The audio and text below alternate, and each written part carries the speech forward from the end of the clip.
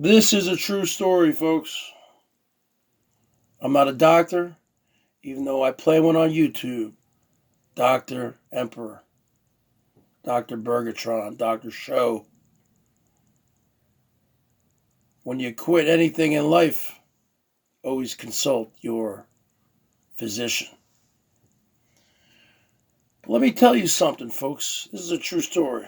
My friend, my good friend, my great friend, a real life friend, not a YouTube friend. My real life friend of 22 years, okay, out here in the greater Seattle, Washington area. His name is John. Okay, he's about 10 years older than me. I was in a plethora of bands with him for years. Haven't seen him in over a year because of this whole mess we're in. Bottom line is this, I talk to him all the time. When he was in his teens and his 20s and early 30s, he smoked cigarettes, I think, for about 15 or 20 years. Now, he's more, since I've known him, he's more of just a weekend drinker kind of guy, you know? The bottom line is this. I said to him, how did you quit smoking? Because so many people have a hard time quitting smoking. And of course, there's, nicotine replacement therapies, there's Nicorette, gum, the patch, all sorts of pills. Doctor can give you hypnosis, therapy groups, everything. And this way that he was able to quit can actually be utilized for other things also. I'm just going to get into it. I'm going to get right into it. I said, John, so you started smoking when you were 14, 15, then you quit in your early to mid 30s. I go, why'd you want to quit? He goes, yeah, I was just getting tired of it. Smelling like smoke all the time. My clothes reeked. My hair, my hands, I was washing my hands, my breath. So it was a nasty habit. See, I'm not a smoker, folks. I have asthma. Bottom line is this. I've had a cigarette a time or two, years ago in college, But I'm not a smoker. Okay. Like so many of you people are down here. Let's face it. So the bottom line is this. How did you quit, John? Well, he said, well, what I did was I bought a pack of smokes. I don't know what he smoked. Let's just say he smoked Marlboro Lights.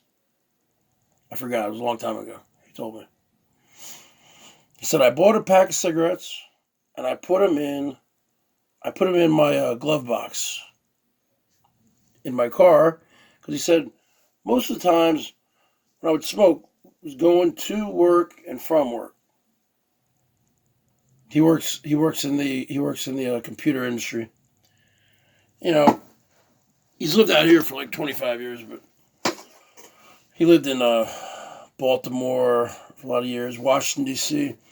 Bottom line, a lot of cars, a lot of traffic. Of course, he's smoking the weekends too, or whenever. But those were like his major times when he was in the car.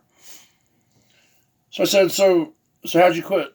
He said, well, I bought a pack of cigarettes, and I put them in the glove box.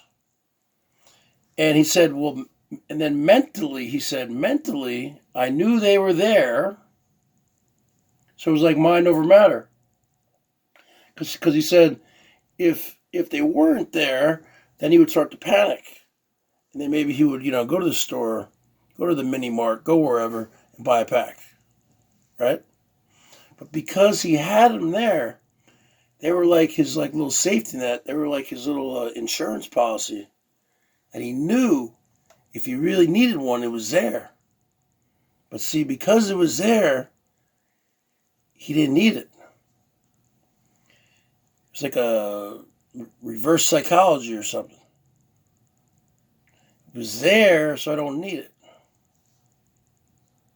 And I've used this before with alcohol. You know, when I've quit before. Knowing that I have a couple beers in the fridge, knowing that that's an insurance policy, that I don't have to freak out, oh, I need to run to the store, I'm feeling stressed out. But let's just leave this video aimed at smoking. Then I said, I think I said to him, so did you try other methods?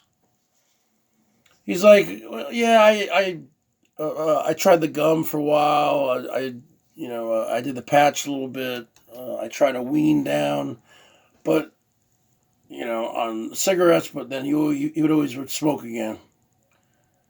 So he goes, no. When I did this method, I just quit cold turkey.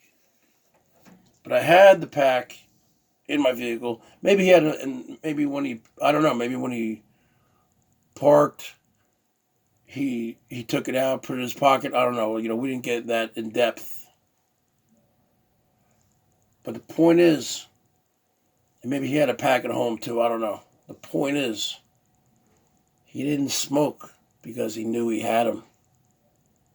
And then after a while, after a few weeks or whatever, when the physical and psychological, mental, when all those cravings went away,